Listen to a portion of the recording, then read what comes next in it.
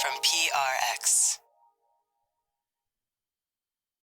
Ladies and gentlemen, boys and girls, friends beyond the binary, it's time for the podcaster. It doesn't pop his peas. He coats his peas in pillows and then puffs them up pleasantly and something else. Because you know why? Because sometimes I run out of stuff to say, but I still keep going anyway. And rarely do I rhyme. And I cannot keep any sort of time because it's time for the time is I should have snuck that in there. It's time for Sleep With Me, the podcast that puts you to sleep. Sleep With Me podcast is brought to you by Progressive Insurance. You chose to hit play on this episode today. Smart choice. Make another smart choice with Auto Quote Explorer to compare rates from multiple car insurance companies all at once. Try it at Progressive.com. Progressive Casualty Insurance Company and Affiliates. Not available in all states or situations. Prices vary based on how you buy. All right, everybody, Scoots here, and I don't know if you wake up most mornings like me, and you already feel a little frazzled, and then you're starting the year off, and your brain's like, not only you're going to be hard focusing on today, what about the next 12 months? What about the last 12 months? And while I do take a little quiet time in the morning, as soon as I have my cup of coffee, and then maybe my second cup of coffee, and then I start working on stuff, I lose focus, then I get jittery, then I get a little irritable. Believe it or not, Scoots gets a little irritable, and by the end of the day, sometimes I'm exhausted and I look back and I say, what did I actually accomplish? I had so much I had to get done, so much I wanted to get done. And that keeps me on the lookout for new tools, new things I can try out, new things that are going to help me in 2026 focus on what matters and enjoy my life, right? And usually that means something that is easy, maybe it tastes delicious, and it's good for me. Well, how about our sponsor, Everyday Dose? Get the boost you need to accomplish your New Year's resolutions. Lion's Mane helps with natural focus, while L-theanine keeps the stress at bay. Everyday Dose is the perfect boost you need to accomplish your New Year's goals. Plus, did I mention, it tastes just like coffee, but without any jitters. So right now, get 61% off your first Coffee Plus starter kit and over $100 in free gifts. Plus, enter for a chance to win $100 cash or get your entire order refunded. Visit everydaydose.com/sleep or use code SLEEP at checkout. Thanks, everybody. Hey, everybody, Scoots here. Hi, I'm Drew Scooter. Welcome to Sleep With Me if you're a new listener. I hope this podcast can help you out, keep you company and take your mind off stuff. It is a bit different. You'll hear me say that over and over again if you're new. You really are welcome here. Just give the show a few, give the shoe a few tries to see if it fits, or give the podcast a few listens and see if it fits. It does take a little while to get used to because I'm not here. There's no pressure with this show to fall asleep. I'm here to keep you company and take your mind off of stuff and ease you into dreamland, to be a friend hanging out with you. But if you're new to the show or you're coming back and you feel new, check out our new listener guide at sleepwithmepodcast.com/new. It'll give you an idea of the styles of shows we put out, the release schedule, and everything, because you really are welcome here. I really hope it can help you out, and we're doing our best this year to keep bringing comfort in the deep, dark night. Comfort and delight. But the delight is very low-key and almost just like the humor in the show. The delight and low-key. Anyway, I do a lot of rambling, going off topic, but I'm so excited to try to help you out tonight. So welcome. And yeah, you can always check out the new listener guide at sleepwithmepodcast.com/new. Oh, Mystery Bard. A lot of people help out on the show. Who are they? Chris Posty Poster Son sounds like an earful. Wrote the theme song. Edits episodes. Carl W. the Legend. Also edits episodes. Ashley, Kenny, Scotty, Jennifer. Runner. Eric and the team at Astound are on the website. I am the Mystery Bard. I do the lullabies, yeah. I do commissions at JonathanMann.net. I'll write a song for you. Any reason at all. You can tell me the story and I'll make it personal. You see the kindness shine straight on through when the listeners form their own Facebook group. Keith, Stacy, Sarah, Julie, and Jennifer. These are your moderators. Get support, dear Scooter, on Patreon. By the the merch and support the sponsors. You can find anything you want at sleepwithmepodcast.com. And we're so proud that we could dance. Rusty Biscuit, Lois, Anna like banana. Leah does the transcripts. All right, hey everybody, this is during this holiday season, you should gift yourself the gift of sleep phones with Sleep With Me branded sleep phones. We got a few different ones, and you could get those at sleepwithmepodcast.com/sleep-phones. That's the only place you could get the Sleep With Me versions of sleep phones. Sleepwithmepodcast.com/sleep-phones, and use the promo code SleepWithMe at checkout to get a discount. That's sleepwithmepodcast.com/sleep-phones, and use Sleep With Me at checkout. Thanks, everybody. What do you say we get on with the show? Hey, you're up all night tossing, turning, mind racing, trouble getting to sleep, trouble staying asleep? Well, welcome. This is Sleep With Me, the podcast that puts you to sleep. We do it with a bedtime story. All you need to do is get in bed, turn out the lights, and press play. I'm going to do the rest. What I'm going to attempt to do is create a safe place where you could set aside whatever's keeping you awake, whether it's thoughts, feelings, physical sensations, your body's doing something, your emotions are churning. Maybe somebody started doing laundry at like 10:30, and you say, "Dude, what are you doing that for?" Or maybe you said, "Why didn't I start doing laundry?" It could be laundry related, may not be. More than likely, it's not. That just could be me. You see, did I leave the laundry in there? Or what about the one where it's like you check the laundry at 6, somebody's got their dried or wet laundry. You say, okay, check it at 7. Okay, they should have been home. They started the laundry when they left for work. 8, nope. 9, you say, okay, now it's 9. Is 9 p.m. starting laundry if you live in an apartment building cutoff time? To start it, that was a trick question. Definitely. It should be finished. I don't know, finished by 10? Anyway, I'm off tangent already. What was I going to say? Well, it's a podcast to take your mind off stuff. I create a safe place where you could set aside whatever's keeping you awake. Any of that stuff, like I said. And the way I'm going to do it is I'm going to send my voice across the deep, dark night. I'm going to use a lulling, soothing, creaky, dulcet tones, pointless meanders. Obviously, I'm going to get distracted and talk about stuff and like rambling. I think that's what that's called. And I don't know if I do any soliloquies. I'll have to look that up. That's a tough word to say, but it's like a soliloquy. When you can say it, it's not bad. I don't know where this is coming from, but sometimes when I say a word, it puts an image in my mind. Like I would like to be lying in a canoe. That's what soliloquy makes me think of. And maybe it'd be nice if I could play the banjo. I would be playing the banjo, lying down in a canoe, in a river or a bog or a swamp, a river, like a river that's barely moving. And I'd be playing a song. I don't know if it'd be a soliloquy or a song about soliloquy or about the beauty of soliloquy. That's what it would be. Also, that's pending. That's another possible book that may never come out one day on Gingerbread Press. What did I say? The beauty of soliloquy? And maybe one with solitude and soliloquy. The beauty of soliloquy companion. There you go. Two for one there. Oh, if you're new though, sorry about that. I'm here to take your mind off stuff, to keep you company here in the night. I go off topic. I'm here to be your boyfriend. And let me see if I can explain it structurally. Here's what to expect. The show starts with about 4 minutes of business. That's how we keep over 650 plus archived episodes free.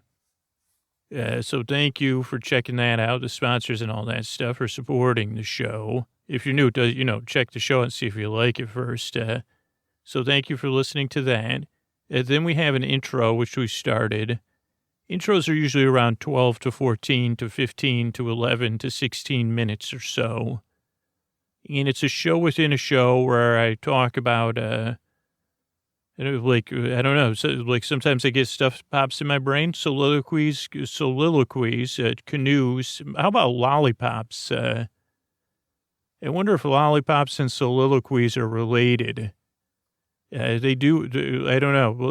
But so the intros where I kind of, ideally, the intros in a perfect world, the intro would be about 4 minutes if it wasn't a sleep podcast. It'd be a bit like the teaser where I say, this is it, the podcast to put you to sleep. And then I would like count down, like if it was a podcast that didn't work, but sold for $25 an episode, it would say, like I say, this is it, the podcast to put you to sleep, 10. And then I'd snap my fingers. I'd say, you're in a canoe. You're gently rocking. A banjo plays in the distance. You get a banjo is in your hand. A lollipop is in your mouth, and a soliloquy is on the tips of your lips. You're in perfect solitude. And as I count down from 10, you'll be asleep. Please send your payments. Then they'd say, hey, by the way, if you want to finish this episode, send $29.95 to Battle Creek, Michigan, and all that stuff. But this podcast is a little bit different. It has that stuff because, I don't know, it has all that extra stuff. The intro is where I try to explain what the podcast is, because it's not a guru-based podcast. It's not a quick fix or an instant fix. It's a friendly voice here to keep you company and to bring a little bit of silliness and levity to bedtime. And to say, hey, well, could listen to this or whatever, say, let me listen to Scoots. He's not really making a whole lot of sense, but he kind of is. Soliloquy it's got that lull in the middle there. And Scoots' tones he says they're lulling and soothing and creak dulcet tones. And what could have more pointless meanders than a river when you're lying in a canoe? And it's like an old river. So you say, well, I'm just going to kick back in the canoe and look at the sky and listen and hold this banjo and enjoy my lollipop. So that's the intro is where I try to explain what the podcast is. Use a metaphor or something barely resembling a metaphor. In this case, the solitude of soliloquies and banjo playing while having a lollipop. And maybe you could sing, maybe that'd be another kind of, maybe that could be a good way to sing with a banjo, because you have something in your mouth, your voice would sound a little different. Maybe start with a cover of Ain't No Hole in the Wash Tub and see where it goes from, Emmett Otter. Who's your favorite banjo player? Yeah, Emmett Otter. Oh, did Emmett Otter play the banjo, or was that somebody else? Was that his friend with the mustache? Yeah, the beaver, whatever it was. Okay, moving on. So that's the intro. Then there's a story. Tonight's our episodic modular with just a little spice of cereal dashed on top of it. And it's a story, bedtime story to keep you company. Pretty dense, but rich with dreamlike imagery, that's what it says on the tin, tonight's tin. So the story will be there about 45, 50 minutes, and then we'll have some thank yous at the end. Between the intro and the story is like another sponsor that helps keep the show going. And that's about it for that's how the show, or the structure of the show. Oh, how the show works. I have no idea. I'm just floating in a canoe in my own mind. But structurally, but here's the thing. You don't need to listen to me. Just imagine, and actually that would be an ideal moment if you were kicked back in a canoe and you had a lollipop or you were really feeling good, like the perfect temperature. You could, there's so many things to listen to. You could be listening to the sounds of the water. Maybe there's birds, maybe there's insects, maybe you're playing the banjo, or maybe someone else in the distance is playing the banjo, or maybe it's an echo of your banjo. I don't know. Maybe the banjo, and you say, well, is someone really playing the banjo, or am I imagining it? And then maybe you're looking at the clouds in the sky. What was my point? You don't need to listen to this podcast. You could just kick back and kind of listen, just like our banjo, a soliloquist. Is that someone that does soliloquies? A soliloquist? I don't think I've ever pronounced words I don't know what happened. Maybe what was the last thing I had? A lifesaver. I've never felt, I don't know, my tongue's never, maybe I don't know if I've been doing tongue exercises, but it feels like that. Soliloquist. It's soliloquist for 400, Alec. There's no, that's not a topic. Okay. So you don't need to listen to me, obviously. I mean, come on, my favorite banjo player at this moment is Emmett Otter. And you might say, what the heck is Emmett Otter? And I would say, well, you have, in this winter, you'll find something wonderful to discover. But so you don't need to listen to me. You're also under no pressure to fall asleep. I'll be here for about an hour to keep you company. And you can fall asleep and drift off at any time. I want to give you plenty of space and plenty of companionship, because for me, I couldn't fall asleep. And I would listen to Dr. Demento, and knowing that was there for me, to keep me company for a few hours, it just loosened something inside me and gave me room to breathe and relax, despite the tossing and turning. So you could drift off at any time, or if you can't sleep, I'll be here. I'll be here for an hour, or you could start looping the episodes or, making a playlist. And I think that's it. I've been there. Even last night, this week, I don't know what's been going on with me, but, I've been tossing and turning, temperature unregulating. My temperature regulation went off. I had it down. I think maybe the temperature outside changed. It was for the Bay Area where I live, cold, which is not cold at all for most of you. But we don't use our heat as much. So I had I had my sheets. Then I had my, comforter with my nice duvet cover on there. Then I had my blanket on top of my, I have a blanket, not a blankie. This is a blanket. And then I had a weighted blanket that I've been testing out. So I had all those layers. And then I have a fan blasting, even though it's cold. I say, okay, let's keep it colder. And that was 2 weeks, maybe that was last week or 2 weeks ago. And it made the perfect temperature where I needed all those layers to stay warm, but I wasn't too warm. And this week, no dice. Last night, I was trying to sleep. I couldn't find the right combo. And what's my point?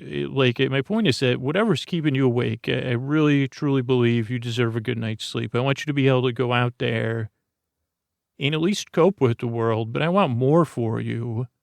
I'd like you to flourish. I'd like you to have, amor fati or whatever, to be able to embrace the life out there and, spread the love around however you do it. And this is how I do it, is to say, well, I know what it's like. I might not know exactly what you're going through, but I feel for you, truly.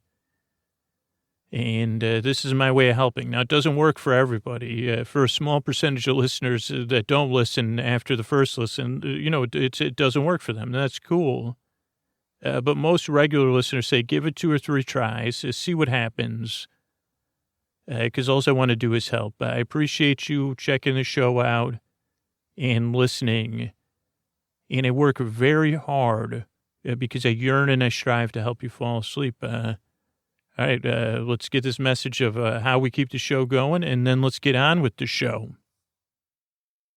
All right, everybody, it's time to talk about tonight's sponsor, ZocDoc. And I can relate to this because finding a doctor who gets you can really feel like discovering a diamond in the rough. Yeah, if you're like me, you want this is 2026 Scoots. I'm trying to find somebody in network, nearby, open appointments. But that's just the beginning. That's the old tip of the old diamond iceberg, because I want someone who listens to me. Maybe they have a sense of humor, right?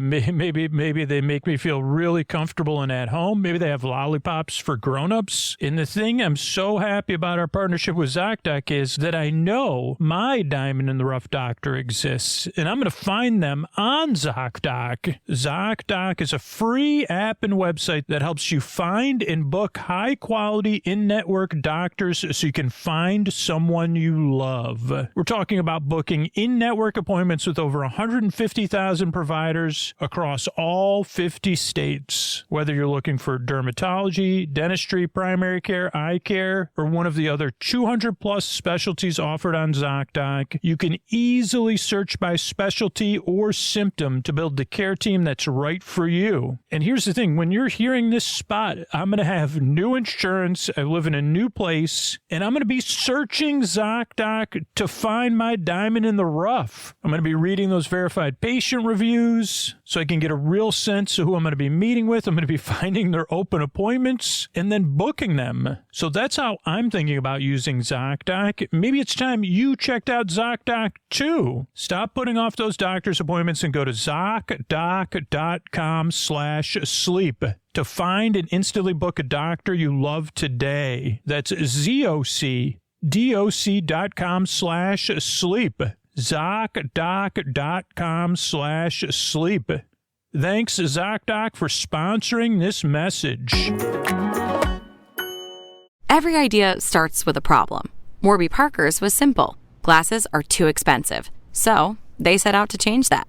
By designing glasses in-house and selling directly to customers, they're able to offer prescription eyewear that's expertly crafted and unexpectedly affordable. Warby Parker glasses are made from premium materials like impact-resistant polycarbonate and custom acetate. And they start at just $95, including prescription lenses. Get glasses made from the good stuff. Stop by a Warby Parker store near you. All right, welcome to our serial episodic modular story. But it doesn't have a title. It no longer even has a working title, but the story works at putting you to sleep. It's about a young woman, a young child, and her journeys through both imagination and a theme park. And to transition you to the story, I'm going to tell you a little bit about the history of It's a Small World from Wikipedia. A water-based dark ride located in the Fantasyland area of some Walt Disney parks in Disneyland, Magic Kingdom, Tokyo Disneyland, Disneyland Paris, and Hong Kong Disneyland. It has over 300 audio animatronic children in traditional costumes from cultures around the world, frolicking in a spirit of international unity and singing the title song, which has a theme of global peace. It's the most performed song of all time, according to Time magazine. And just a little bit about the history. It was fabricated in Burbank at the Disney Studios as Children of the World. Created by WED Enterprises and shipped to the 1964 New York World's Fair at the UNICEF Pavilion. Wow, when was the last World's Fair that, I'd like to go to a World's Fair. It was sponsored by a soda company, and that was featured at the entrance as a kinetic sculpture. The Tower of the Four Winds was a 120-foot perpetually spinning mobile created by Raleigh Crump, a WED designer. And it was added to 4 attractions. Does this have anything to do with the ride? I don't think it does. It was added to 4 attractions already under development, which were used by Disney to sponsor, fund, and test concepts and ride systems that would be rebuilt at Disneyland in 1966. That's one shrewd dude, that Walter Elias. It took the sponsor a while to agree on what kind of attraction they wanted, and Joan Crawford who got involved and said, hey, what about Walt Disney designing you an attraction? But there was a short lead time. And so according to Wikipedia, she insisted the board of directors take his proposal. And he was already designing attractions for the state of Illinois, Ford, GM, and Kodak. other sponsors. They only had 11 months to create and build the pavilion. Mary Blair, a wonderful artist, was responsible for the whimsical design and color styling. She had been art director on the beautiful Cinderella, Alice in Wonderland, Peter Pan. And like many Disneyland attractions, scenes and characters were designed by Mark Davis. Alice Davis designed the costumes. Raleigh Crump designed the toys and other supplemental figures. Blaine Gibson did the dolls. Walt helped Blaine and Greg Marianello do the faces. And each doll's face is completely identical in shape. Aero development was involved in the design of the passenger boats and the propulsion system. They got 2 patents out of it. And, that helped out in making Disneyland. As far as the 1964 World's Fair goes, that was the first incarnation of the ride. And it almost didn't happen, as we said. Disney was already busy with a bunch of other attractions, but they had been working on a dancing doll design, which would become the foundation for audio animatronics like Abe Lincoln. And they kind of like using robotics and stuff like that. They had a Circle Vision movie they were working on. And they said, hey, we want to do a tribute to UNICEF. And Disney seemed to be the showman to give the package they wanted. He's terrific. He's got his hands in more bowls than anyone I've ever seen, but he accomplishes what he sets out to do. That was J.G. Mullally, the World's Fair program director. And according to on April 22nd, 1964, the opening day, this quote is from the guidebook to the New York's World's Fair. A salute to the children of the world, designed by Walt Disney, presents animated figures frolicking in miniature settings of many lands. Visitors are carried past the scenes in small boats. They also, in an adjoining building, had other exhibits from UNICEF. Above the pavilion rises a 120-foot Tower of the Four Winds, a fanciful recreation of colored shapes that dance and twist in the breeze. The attraction was incredibly successful. 10 million 60-cent and 95-cent tickets for children and adults were sold in 2.5 seasons, and the proceeds were donated to UNICEF. While other attractions had really long lines, there was always a seat available on Small World because it had a higher rider per hour capacity, which was a valuable innovation and incorporated in directly into future attractions like Pirates. That's a little bit about It's a Small World as you gently ride a boat and you drift along in an artificial canal. So comforting, though. Yes, it was a pleasure to meet you. And I didn't have my chance to introduce myself, my world of toys. Once upon a time before you came, I was a celebration of play around the world and of all the advancements in toy technology and all the joy that advancements in toy technology brought to the children of the world. And also, in reality, my ride was capturing the joy of the toys. That was what the song, The Toys, sang, was that the joy the children brought to the toys. Though my attraction hasn't sung in ages. Maybe it'll never sing again. But that was the essential message, that it was being played with. And again, they would make a movie about this in another way. But it was that the toys are happy when they're played with and the children are happy when they're playing with the toys. Another thing you didn't get to see was all the sparkling. There were sparkles in almost every costume, in every toy, in every surface. Sparkles. So I really sparkled once upon a time. And there was a lot of motion I think they called it kinetic motion, clocks and moving and flying and dancing and singing and toys just tops us spinning. But there's just no more motion, as you saw. I wish you could have seen it. Maybe you would have treated me differently than you did. Because now I have a different kind of motion, thanks to you. And yeah, I had my critics. There was lots of critics of my attraction, but they really couldn't find their way around that catchy tune.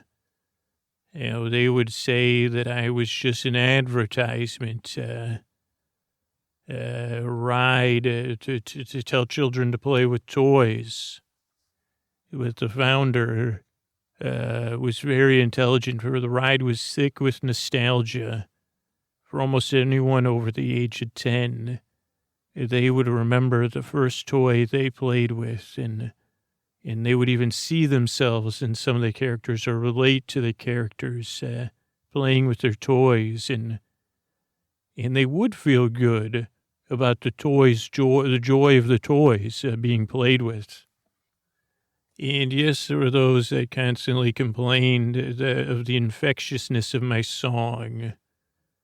And they would say it was over syrupy and over sugary. And if the ride got stuck, they would talk about its mindlessness. And even some of the workers would wear hidden earplugs so they wouldn't run around singing the song for the rest of their lives. But for most people, the song just stuck in their head, a pleasant little tune about the world of toys and going to Toy Town, and about PlayCorp, the sponsor of my attraction. There were even those over the years that called my attraction propaganda and said, well, PlayCorp also makes all of these other things as part of the, the MI complex, and the toys are a distraction. But really the only, I don't even remember the song now. It's been so long. They said it was so infectious, but now I can't even remember it. I do remember that they said, when the world's a village, all of the joy is in toys, and the toys are overjoyed with the global village, or something like that. But you arrived under my former current conditions. When you arrived, that was I had current conditions. Now I have another set of current conditions. And neither was the same as when I was at the World's Fair or when I was built here. Originally, it was a Soda Corp and when the Soda Corp was purchased by PlayCorp, they sponsored Toy Town. Here at the park. And if you were to separate my attraction, it would have been in 3 ways, which I think is where things started for you. There was the loading area and the beginning of the ride. And it was funny because the beginning of the ride welcomed children and their guests to the world of toys on a trip to Toy Town. Next stop, Toy Town. And there's even the Toy Town Express running alongside the boats that the passengers would board in. Big, slow-moving boats. But the message was that the children could visit anytime. They told you that at the beginning and the end. Anytime you wanted to come to the world of toys, you just needed to close your eyes and pick up your toy and start to play. But when you first arrived to my section, that wasn't what, it had children boarding the Toy Town Express. Then it moved on to the idea that children just closing their eyes and boarding that you could use your imagination to get to Toy Town. And the children, they had started to sing at the beginning of my attraction.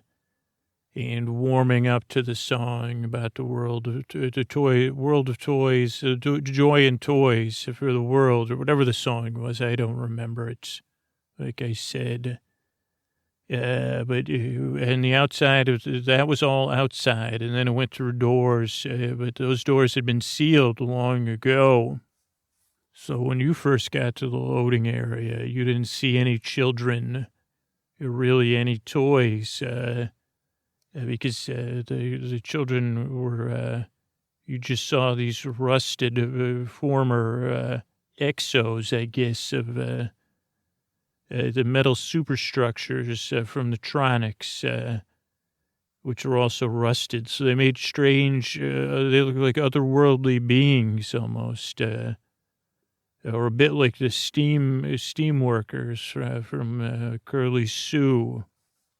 And most of the environment, the rolling hills and the tunnel that led into Toy Town, all that had kind of melted and turned gray and black, and it looked desolate a bit. And I think you kind of thought that the beings were bringing the desolation, and you didn't like it. Who would like it? It looked, it wasn't no way to enter an attraction with rusted kind of stick figures that didn't even move anymore. And you tried to get the doors open so you could get into the main attraction. And you could kind of see through the little window. And it looked like a utopia compared to the outside. But it was sealed pretty tight. Because they closed this ride earlier than the rest because it was considered a piece of history.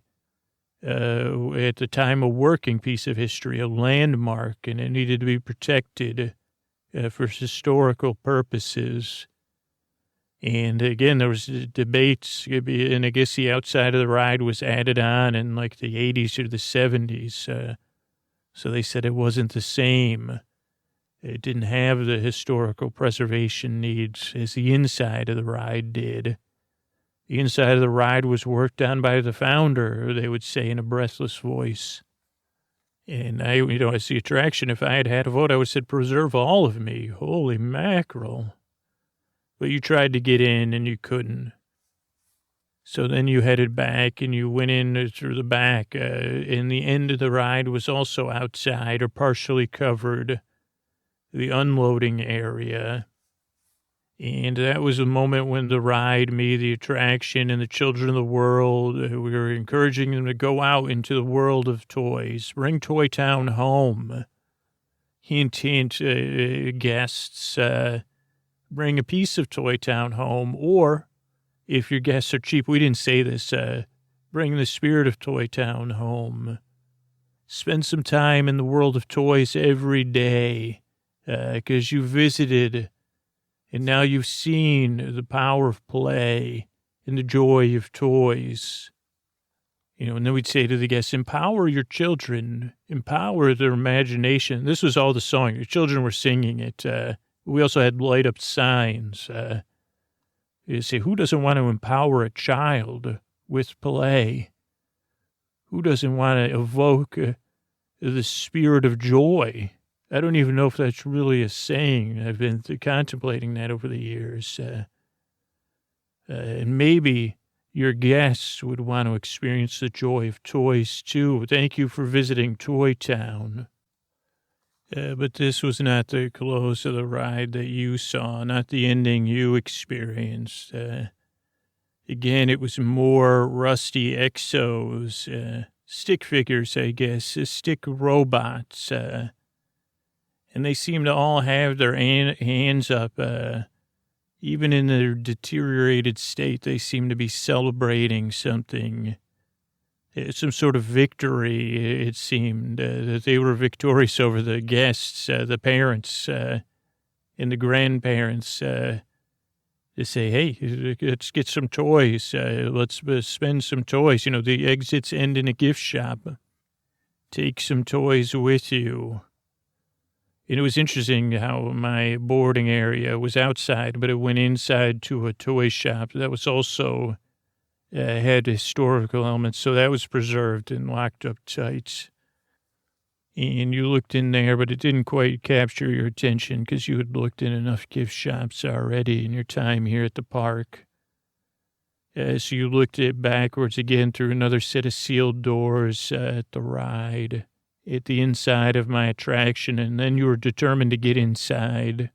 The colors were so much brighter than the worn, deteriorated state on the outside.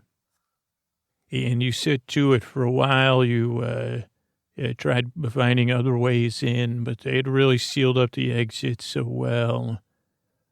And like some of the other attractions, really with solar power panels, created a venting and a dehumidification system.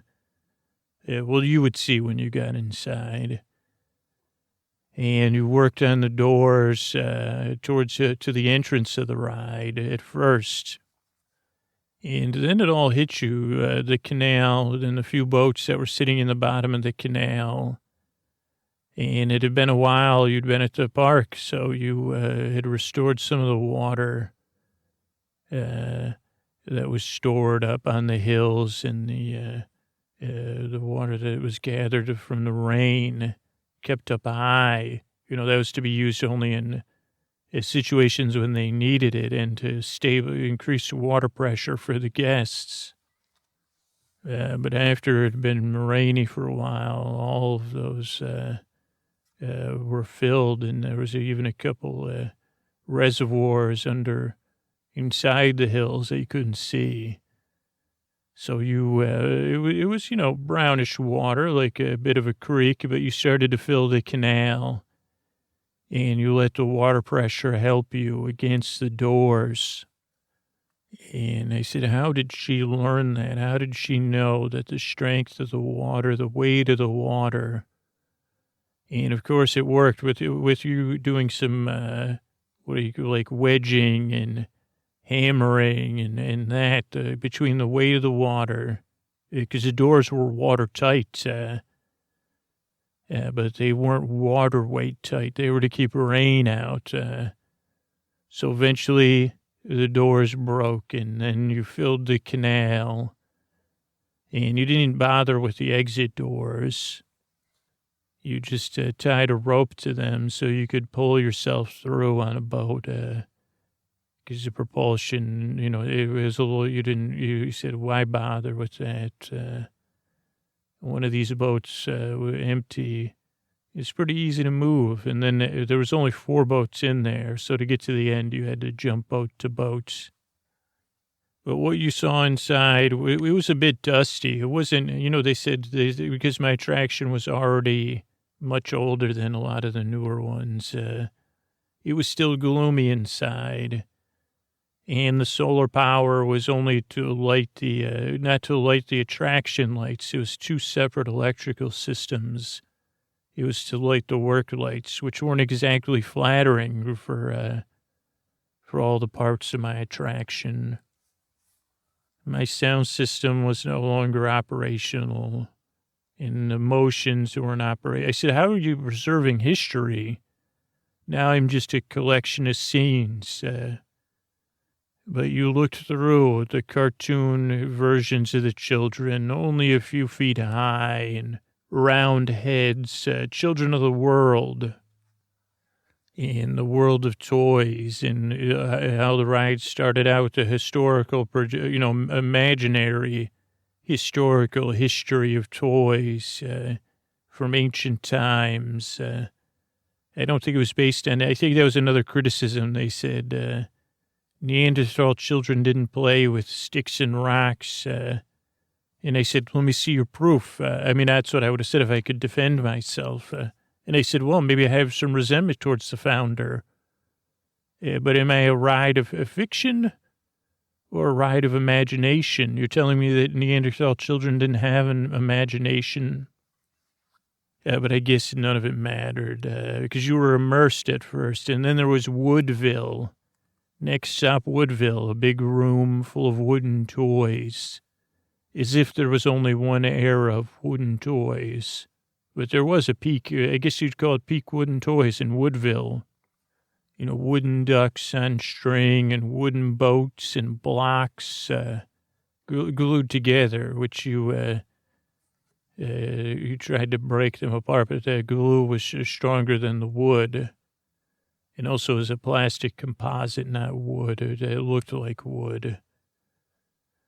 Plenty of other wooden toys and building things and things to play with, even a little wooden bowling set, again, glued, though.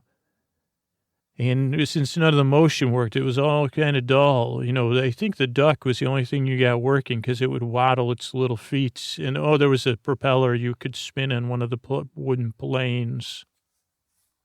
And next was Tin Town, full of tin toys. And they said it was at only one era. Was that before? But you went in and it was a smaller room. I guess the wood toys had a grander history than Tin Town. Within Toy Town was Tin Town. But the tin toys, I think you avoided them for the most part because they did seem like, you said, well, you could get a scratch on here. And even though the rooms were sealed, they did use some real tin. And even though it had very glossy paint, some of the paint had deteriorated and there was some rust on those tin toys.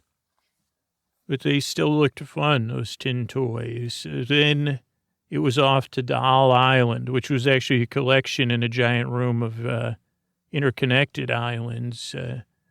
I don't know why I'm criticizing myself to say Doll Archipelago, but I think I've read so many articles about me. But Doll Island was a place where dolls lived in Toy Town in the world of toys waiting for you to come. And there was usually children dancing and dolls dancing.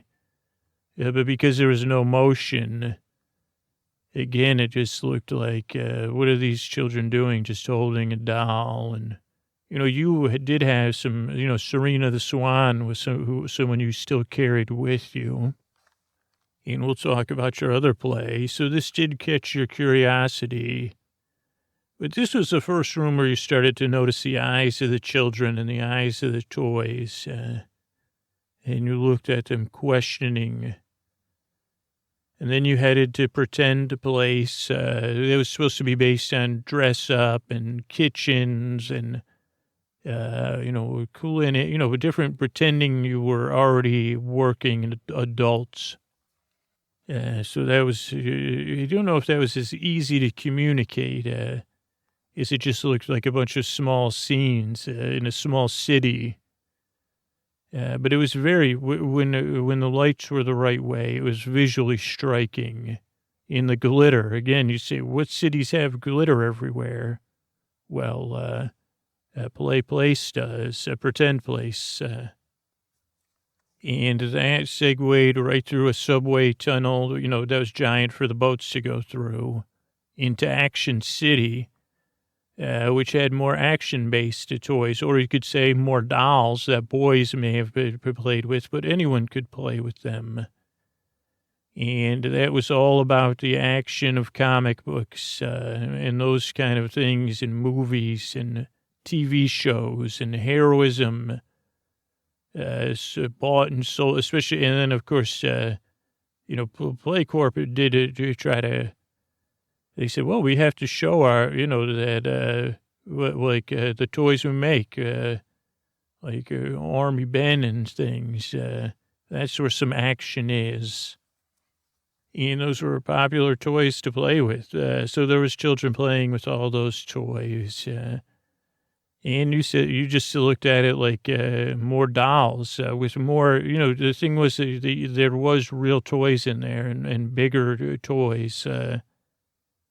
And the plastic held up well. So then you could see, well, these are more movable. These have articulating elbows and knees and in some cases ankles and forearms and hands. So you found that interesting. Then you headed into the forest, to Furry Fuzzy Friend Forest, where everywhere, and you saw Serena the Swan there, an adult version of her, not the swaddling version you carried along at your side. And that one didn't fare as well either. Now, these were supposed to be plush figures, but they were stuffed, and they had, internal makeup of metal. So they weren't as soft as the Serena the Swan you were used to. They were kind of hard on. They looked like they were soft and furry and fuzzy because they were supposed to be evocative of those things. And the children played with them. But because everything was static, it was, again, you say, well, why are you standing next to a koala that is so cute? And again, because these were larger than life toys, again, you looked at their eyes, and in the eyes of the children, you saw a bit of a fervor about playing with toys. They were overjoyed. The joy of the toys, when there's no movement, you could focus on the eyes more. And I don't know if it was, well, I do know they overdilated the pupils to show that, and I say, this is, again, there was a paper written on this that I read, how this was done intentionally to show fervor for toys. And possibly, this treaty said, to create a sympathetic vibration of the children. And I don't know if that was true, but it did. And it said, was this going to affect the parents? And guests used to joke about it. They'd had this sense in this room. And if you looked, as this person did, with a high, they said at each part of the ride, the pupils become more and more dilated. And the eyebrows and the angle of the eyebrows and the forehead and the shape of the mouth becomes more and more like the children are praising the toys in some way. So this was the first taste of that. And it didn't sit right with you. The ride you never felt comfortable inside of me. And I think if you had at least been introduced properly, but the fact that it was these strange, rusty things on the outside made you suspicious of what was happening. Like had something happened, like the world that you existed in, or that you were slowly becoming aware of outside of the park. I think you drew too many parallels. Then there was Movie Town and Danceland and Musicville, which were all in the same room and just kind of showed children passively consuming those things and getting joy from it. The movies and music and dance, I guess you don't passively enjoy dance, but there was, those dancing fuzzy friends. And then there was the final parts of the ride where you were going to be cast after Movie Land. They said, haven't you ever wished you would be the star of a movie, the hero or the heroine? And then it was the world of games. Now you truly can with technology. And the founder, even back at before there was video games, the founder knew they were coming and you were digitized. None of these lighting effects were working, but you went through a tunnel that digitized you and told you were now part of the toys. You were in the world of toys, a central character in the game. And then there was a brief history of video games and giant pupils of children playing the initial games and the systems and all the way into the interactive past, a recent past or somewhat recent past. And kids playing them, but inside of them. But just strange juxtaposition for you because you didn't know, that what piloting a spaceship in a game was like, or flying as a heroine with superpowers was like. So again, you just found something off about those rooms, and that was the height of the ride. It was part of that was the ride, that part of the ride. I think it was changed, and added on. I don't remember now. Maybe it was playing with, it used to be playing with your family land or play outside land. I can't remember anymore. But it built the fervor in the joy of being a part of the toys. And kind of said, well, all these rides use your imagination. And one thing is the colors really held up because this was a newer part. They were very bright. And if the black lights had worked, you would have seen it was even wilder. But again, it just seemed like that something, the children were under some hypnotic spell, I guess. I might as well say it. Under the influence of propaganda. I think that was Toy Town. Children, that was one of the reports on my attraction at Toy Town. Children under the influence of propaganda. Be careful what you wish for. I can't, everyone had a fact-based opinion about, or a science-based opinion about me. But you seemed, as I watched you more, to be fixated on how not just that the children were enthralled with the toys, but that they weren't productive, that they didn't seem to do, they were totally immersed in Toy Town instead of having their day broken up into work and play and studying. There was no structure, and that they were oblivious to the beginning and the end of the ride, that they seem to be under some spell, which I guess makes sense when I look at it from your perspective, seeing the current condition, which for some reason you believed was part of the design of the ride.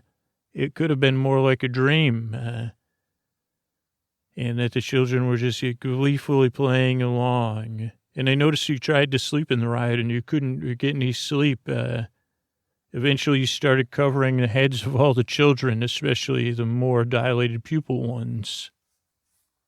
And then you got even more irritable, and you started taking out the toys that you could, ripping them from the children's hands, which when they were part of them.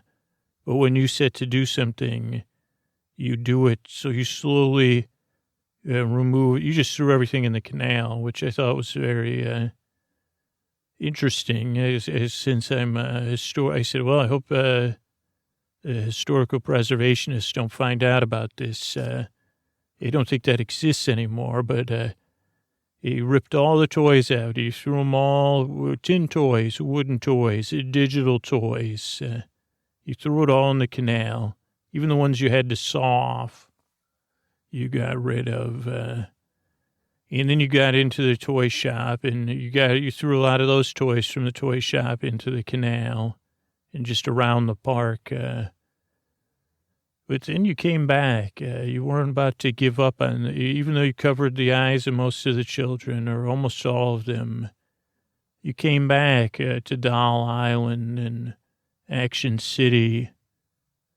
And you started to play next to the children. You play because you had already created your own families with different dolls and characters and people caring for Serena Swan, a global village around Serena Swan. You had your play where you acted out things. And I don't know if the ride reminded you that that was play. And maybe there was something there in your displeasure with those children having those things you did not have, a global village around them, while poor Serena Swan, in some of your places, she would just swim by herself and you would talk to her and sing to her. But then you also showed the children, because I didn't understand there was no building or art. I guess... when I contemplated my own existence, I said, why aren't there children drawing?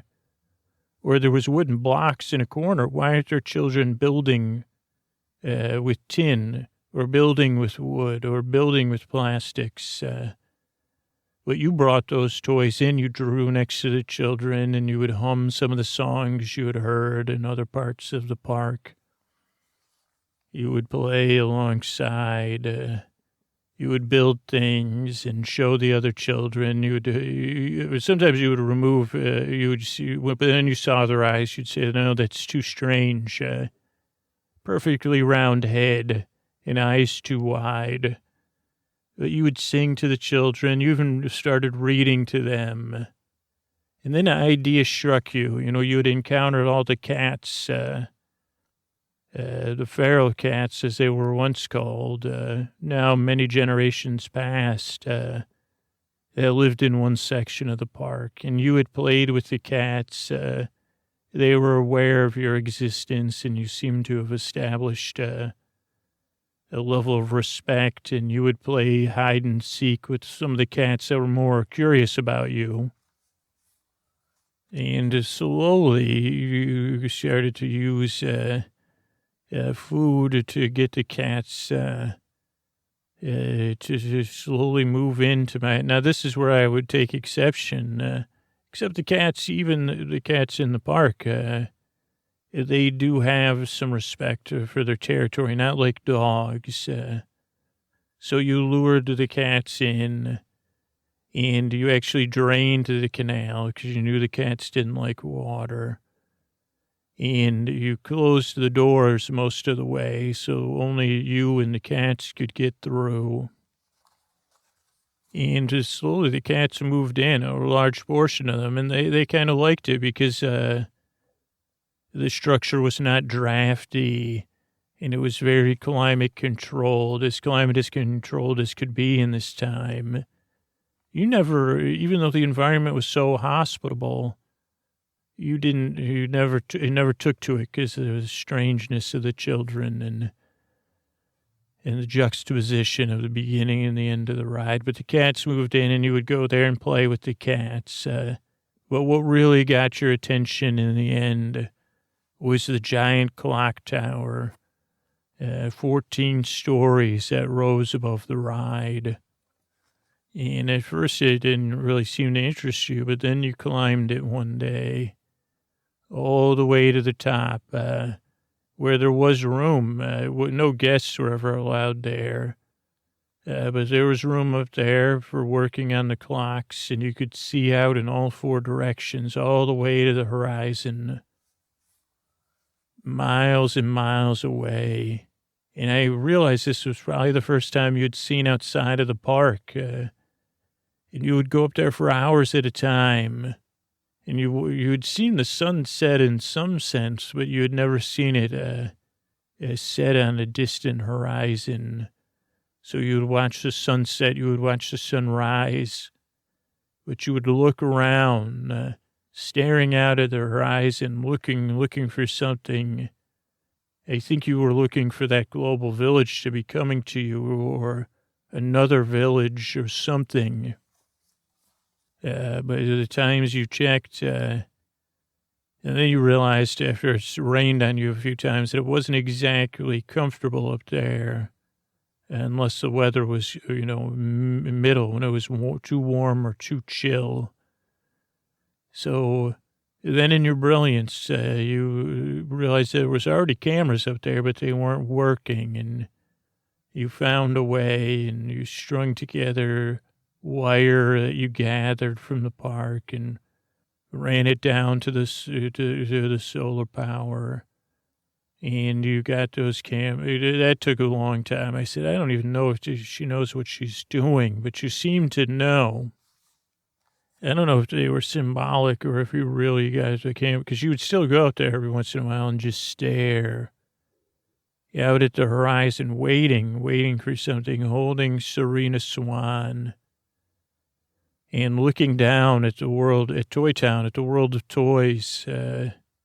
You look down on me with disdain, but I guess I can understand it, but not like the guests. I guess there was a different disdain from the guests that said, well, this is right, it's just but, the guests that sat back and enjoyed it, and let their pupils dilate and let the song infect them. Let their foot tap along with the tune I no longer even remember, that saw the bright colors and the constant motion, that suspended their disbelief and said, well, this is just a world of toys here. It's not a propaganda to get me to buy toys or to even use my imagination other than now. In the steady motion of the boats, in the song, and the planes on strings flying one way, and the ducks on strings waddling another way, the windmills spinning, the kick of the children dancing, the clock faces turning, the tower bells ringing.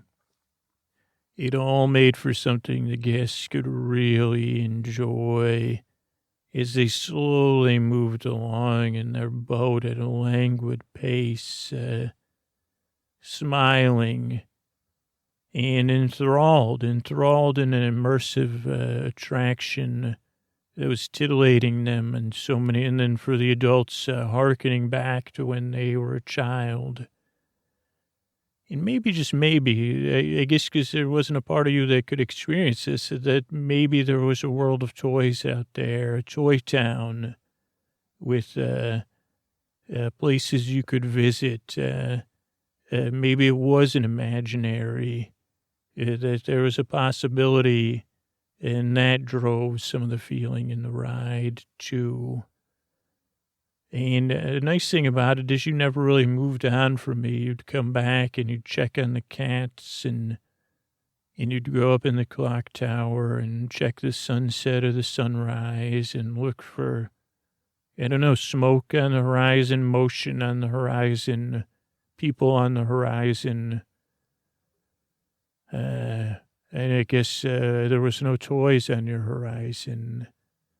And sometimes you never, once the cats moved in, you didn't really sleep here, but I would be full of purring some nights, of sweet purring cats, and I would sleep to that. Good night. All right, everybody, it's time to talk about the sponsor I'm sleeping in, and that's Helix Sleep. And oh boy, you've probably been listening to me the last couple of months. My new Helix is here, and I'm enjoying spending these darker, longer, colder nights in bed. You know, I've been in my Helix loving every minute, even when I've been under the weather, or when I go to bed early, or when I wake up and I want to stay snuggled in bed. You know those wonderful mornings where you stay cozy in bed, right? Where you already got a good night's sleep and you feel so comfortable and cozy. Maybe because you got a mattress based on you and how you sleep, your feel preferences, your need preferences, because I'm loving every minute of my new Helix bed. It is so comfortable and so much of an upgrade from the mattress I was sleeping on, which wasn't terrible either, but it wasn't as cozy as the Helix.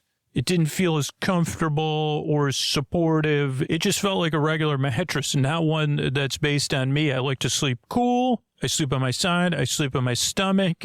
And I've developed a fondness for something a little bit firmer. And all I needed to do is go to helixsleep.com/sleep and take the Helix quiz. And I got matched with the Helix that fits my preferences, my sleep needs. It makes buying a mattress so easy. And my Helix came straight to my door, shipped free of charge. And Helix helps you sleep better. A study they ran found 82% of those involved saw an increase in their deep sleep cycle while sleeping on a Helix mattress. Go to helixsleep.com/sleep for 27% off site-wide during their flash sale.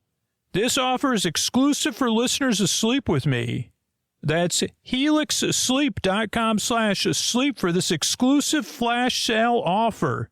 27% off site-wide. Make sure you enter our show name after checkout so they know we sent you. helixsleep.com/sleep.